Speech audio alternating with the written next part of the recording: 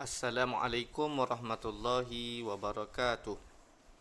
Anak-anak yang dimuliakan Allah, hari ini kita akan sambung pengajian kita pada tajuk sunat ab'ad dan hayat.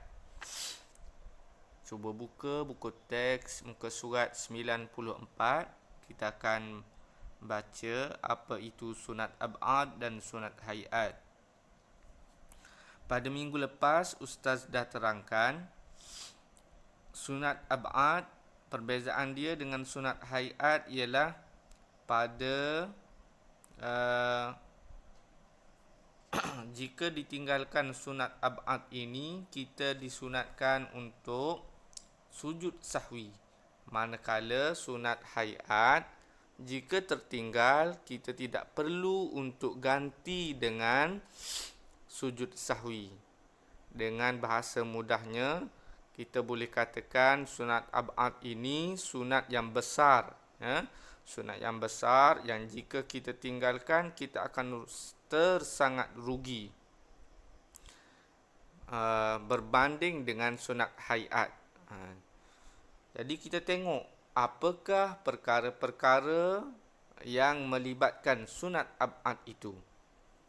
Okay, cuba kita tengok yang pertama, duduk dan membaca tahiyat awal. Duduk dan membaca tahiyat awal itu sunat ab'ad, ya.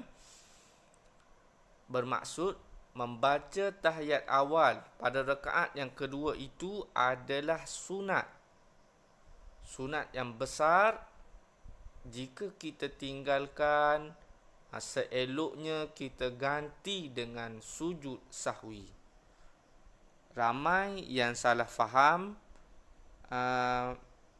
Ada yang mengatakan bahawa duduk tahiyat awal itu adalah wajib.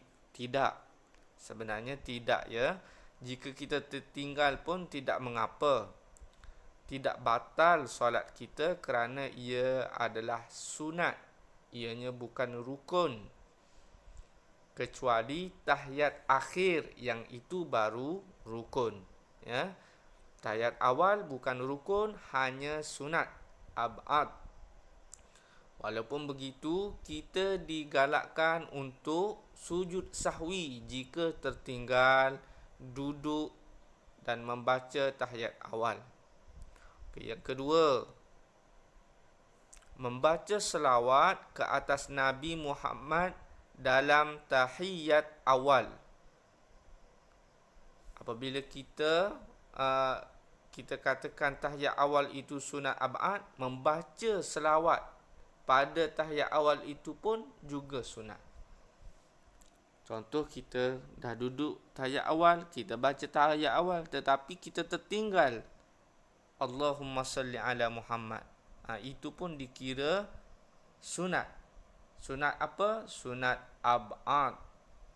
Kita tertinggal tahiyat ataupun kita tertinggal Allahumma salli ala Muhammad pada tahiyat awal itu, kita digalakkan untuk sujud sahwi. Yang ketiga, membaca selawat ke atas keluarga Nabi Muhammad sallallahu alaihi wasallam dalam tahiyat akhir. Membaca selawat ke atas keluarga Nabi Muhammad dalam tahiyat akhir. Okey. Kenapa dia kata membaca selawat ke atas keluarga? Sebab membaca selawat ke atas Nabi Muhammad pada tahiyat akhir itu adalah wajib.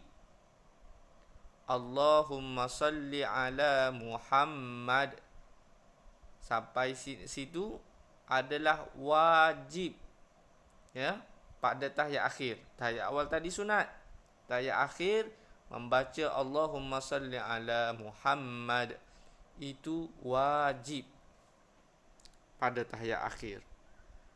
Tetapi sambungan dia wa ala ali Muhammad kama sallaita ala Ibrahim sampai akhir itu adalah sunat. Kalau ditanya sunat apa? Sunat ab'ad, membaca selawat. Membaca selawat ke atas keluarga. Bukan membaca selawat ke atas Nabi. Membaca selawat ke atas Nabi itu wajib. Membaca selawat ke atas keluarga itu adalah sunat pada tahiyat akhir, ya. Yang keempat, membaca doa kunut pada solat subuh. Membaca doa kunut pada solat subuh.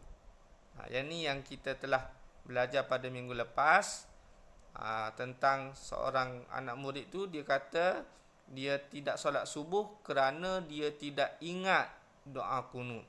Jadi ustaz suruh dia sembahyang subuh juga walaupun tidak ingat tidak ingat doa kunut.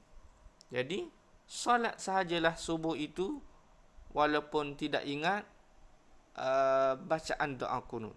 Tidak mengapa. Cuma kita ganti dengan sujud sahwi.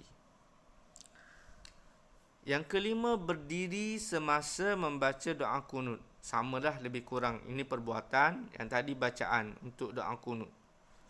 Yang keenam, berselawat ke atas keluarga Nabi Muhammad semasa kunut.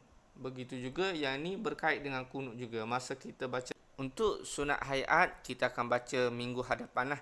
Kita terus kepada latihan pada buku aktiviti muka surat 92. Dia kata isi tempat kosong. Tulis sunat ab'ad atau sunat hayat pada pernyataan di bawah. Jadi disuruh tulis sama ada itu adalah sunat ab'ad ataupun sunat hayat. Okey. Jadi tadi kita dah baca 6 perkara yang melibatkan sunat ab'ad.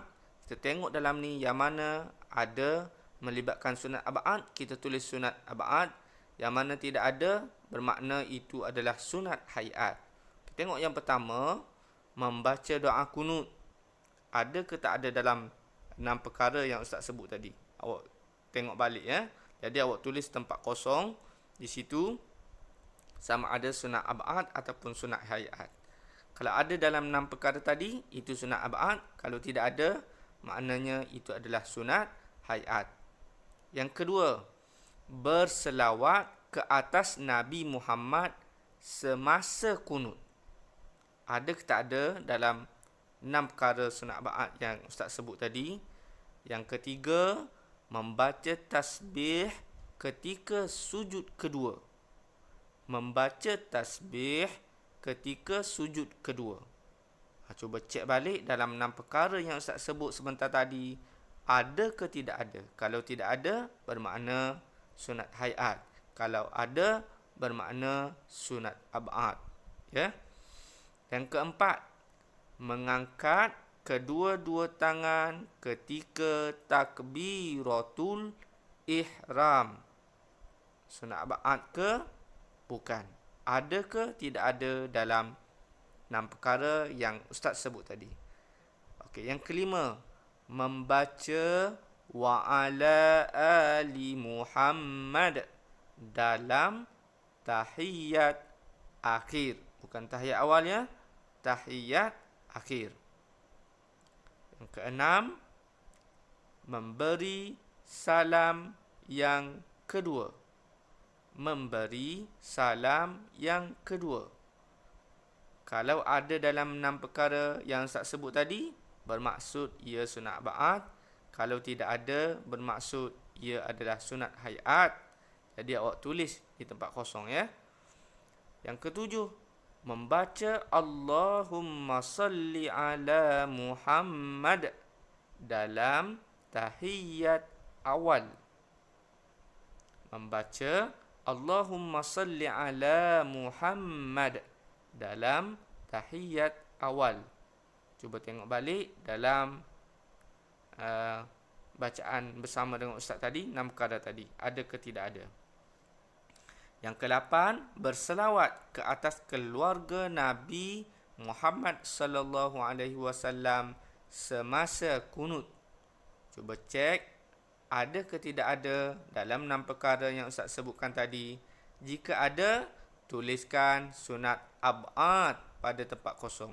Kalau tidak ada, tuliskan sunat hayat. Jadi selamat belajar semua anak-anak.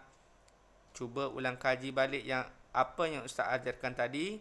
Kemudian kamu buat latihan pada muka surat 92 ini. Sekian saja pengajaran Ustaz pada kali ini. Assalamualaikum warahmatullahi wabarakatuh.